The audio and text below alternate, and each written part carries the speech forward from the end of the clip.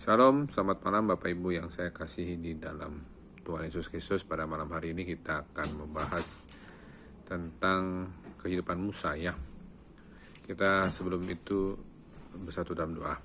Ya Allah Bapa yang bertata di dalam kerajaan surga, Bapa di dalam nama Tuhan Yesus Kristus, kami mengucap syukur Tuhan, Kau sungguh baik bagi kami, Kau memelihara kami, Kau menyelamatkan kami, melindungi kami, dan menolong kami, dan menyelamatkan kami dari serangan roh jahat, roh kematian, roh dunia, roh mati, roh santet, sihir, turun bal, kuda-kuda, roh maut, dan nyal maut, roh malaikat curah maut, roh segala penyakit apapun termasuk roh COVID-19, penyakit COVID-19, varian apapun, kena lubang ketiga, dipatahkan kuasa dengan roh Allah Yesus Tuhan.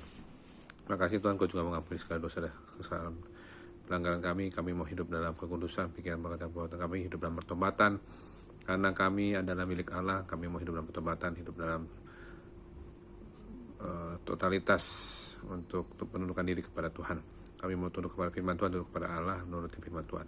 Pimpin kami pada malam ini pada pembahasan kehidupan Musa, bila Roh Kudus bagi guru agung kami, mengajak kami untuk dapat mengerti apa yang menjadi rema-Mu Tuhan pada malam hari ini. Dalam nama Tuhan Yesus kami berdoa, urapi kami yang mendengarkan, Bapak Ibu Saudara yang mendengarkan program ini, dan urapi aku dan menyampaikan hamba-Mu ini Tuhan, isi hati-Mu Tuhan.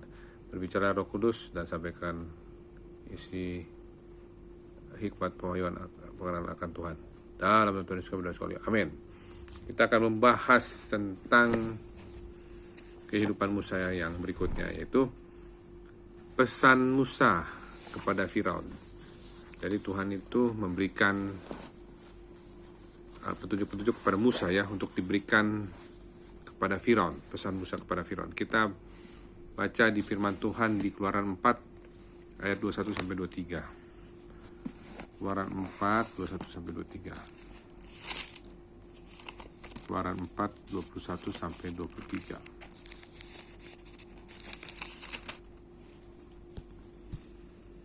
Keluaran 4 21 sampai 23, demikian firman Tuhan.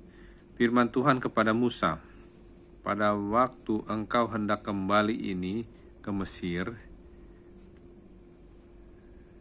ingatlah supaya segala mukjizat yang telah kuserahkan ke dalam tanganmu, kau perbuat di depan Firaun. Tapi aku akan mengeraskan hatinya, sehingga ia tidak membiarkan bangsa itu pergi. Maka engkau harus berkata kepada Firaun, beginilah firman Tuhan, Israel ialah anakku, anakku yang sulung. Sebab itu aku berfirman kepadamu, biarkanlah anakku itu pergi, supaya ia beribadah kepadaku. Tapi jika engkau menolak membiarkannya pergi, maka aku akan membunuh anakmu yang sulung. Ya.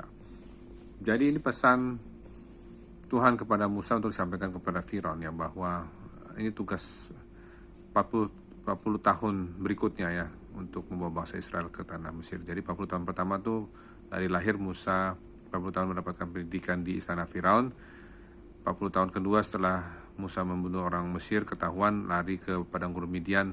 40 tahun pendidikan di padang gurun sebagai gembala domba mertuanya. Dan 40 yang ketiga ini adalah dipakai untuk menyampaikan pesan-pesan Tuhan ya.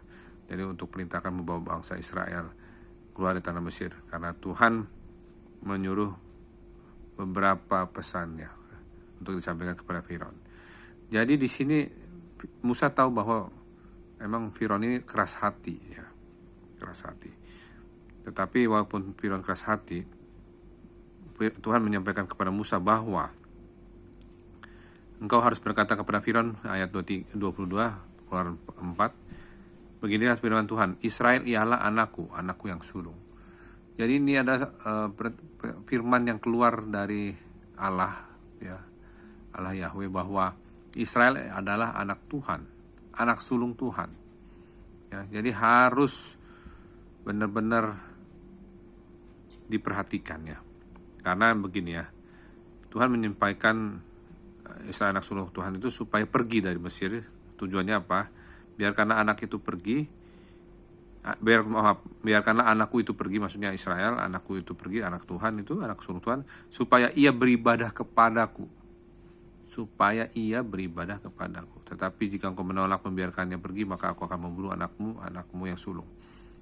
Jadi tujuan sebenarnya keluar dari Mesir itu supaya beribadah kepada Tuhan, supaya melekat kepada Tuhan, supaya kembali lagi untuk bersekutu intim dengan Tuhan, hubungan pribadi dengan Tuhan. Karena Mesir gambaran dunia ya, gambaran kenikmatan dunia ya. Tapi memang ini tidak mudah ya, karena Firaun sangat keras sekali ya.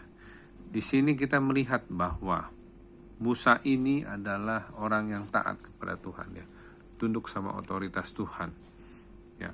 Makanya Allah memperingatkan Musa terlebih dahulu bahwa Firaun akan mengeraskan hatinya dan tidak akan mendengarkan Musa ya. Ia berbicara kepada Musa mengenai tulah ke-10 ya Tuhan ini, bahwa tulah ke-10 ini akan ada pemusnahan anak sulung di seluruh warga Mesir ya. Makanya Tuhan mendeklarasikan Israel itu anak Tuhan yang sulung ya. Tujuannya supaya bangsa Israel pergi dari Mesir adalah supaya mereka beribadah kepada Tuhan ya. Jadi intisarinya adalah ya, harus ya, ini Firaun mengizinkan anak sulungnya Israel itu pergi. Kalau tidak mengizinkan ya, maka Tuhan akan membunuh anak sulung bangsa Mesir. Ia akan membunuh anak sulung bangsa Mesir. Karena ini benar-benar sangat-sangat benar-benar serius ya Tuhan ini ya, sama Firaun ya, sama anak-anak Israel ya, maksudnya anak sulung Tuhan ini, supaya mereka lepas dari Mesir ya, supaya mereka beribadah kepada Tuhan dan menempati tanah perjanjian, tanah yang diberikan Tuhan. Makanya kalau ada rencana Tuhan ya yang benar di dalam hidup kita ya, kalau kita benar-benar melekat sama Tuhan, hidup dalam pertobatan, kita memang manusia jauh dari sempurna. Kadang kita melakukan kesalahan-kesalahan yang tidak disadari. Mungkin kita tidak ada niat berbuat dosa ya. Kita sudah mematikan keinginan dunia, sudah mematikan keinginan daging, sudah tidak mau berbuat dosa lagi, sinomor. Kita mau hidup melakukan perintah Tuhan, melakukan segala apa yang Tuhan mau ingini ya.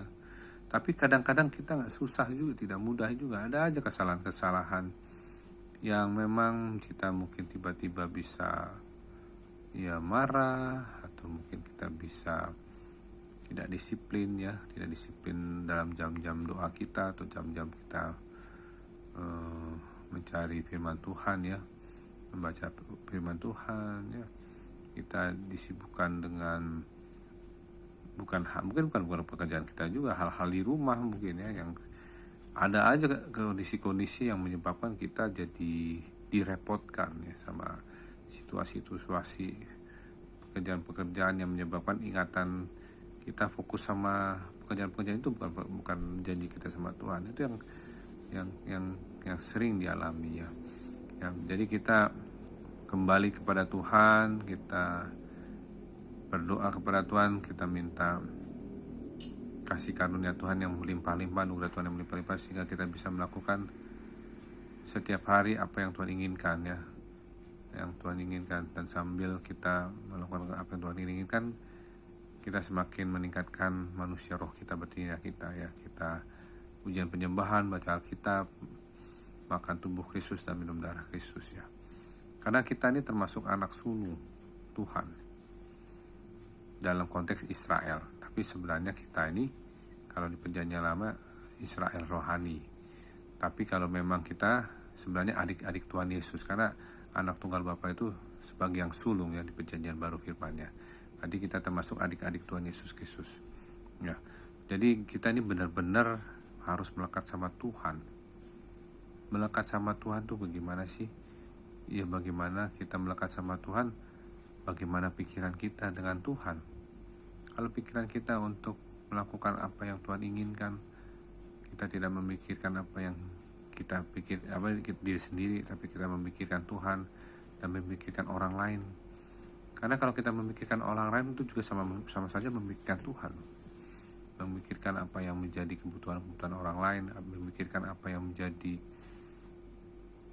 amanat agung Tuhan ya, pengutusan kita di bumi. Matius 28:19-20, baptis segala bangsa pergi dan baptis segala bangsa, beritakan Injil. Ya, itu adalah tanggung jawab anak Tuhan, orang Kristen. Ya, itulah pesan-pesan kita, pesan-pesan Tuhan kepada kita supaya kita tuh benar-benar jadi pelaku firman dalam penginjilan juga ya. Jadi bukan tugas pendeta yang menginjil, tugas anak Tuhan. Matius 28, 19-20 itu bukan tugas untuk pendeta saja, tetapi tugas untuk anak Tuhan. Jadi kita anak Tuhan ini tidak bisa pasif berdiam diri saja menerima firman, menerima pewahyuan, pengenalan Tuhan, tapi kita tidak pernah share sama orang lain, tidak pernah membagi-bagi kepada orang lain ya. Tuhan Yesus aja apa yang disampaikan Bapa dibagikan, di-sharekan. Karena Tuhan Yesus diutus Bapa untuk melakukan kehendak Bapa. Kita diutus Allah Bapa, Allah Yesus Kristus dengan pertolongan Allah Roh Kudus untuk melakukan kehendak Allah Tritunggal yang kudus itu. Ya, jangan sampai kita ini tidak mau melakukan firman Tuhan, hanya dipilah-pilah aja. Di firman Tuhan buat saya aja yang saya gampang aja. Itu yang kita benar ya. Firman Tuhan itu bukan perkara gampang atau enggak, tapi perkara mau atau tidak. Kalau mau, berbahagia, karena kita adalah kemauan Tuhan untuk menjadikan kita sehat, kemauan Tuhan untuk menjadikan kita berkuasa. Jadi salurkan aja itu kemauan Tuhan itu, dan kita mau melakukan apa yang kemauan Tuhan ya. Jadi jangan pernah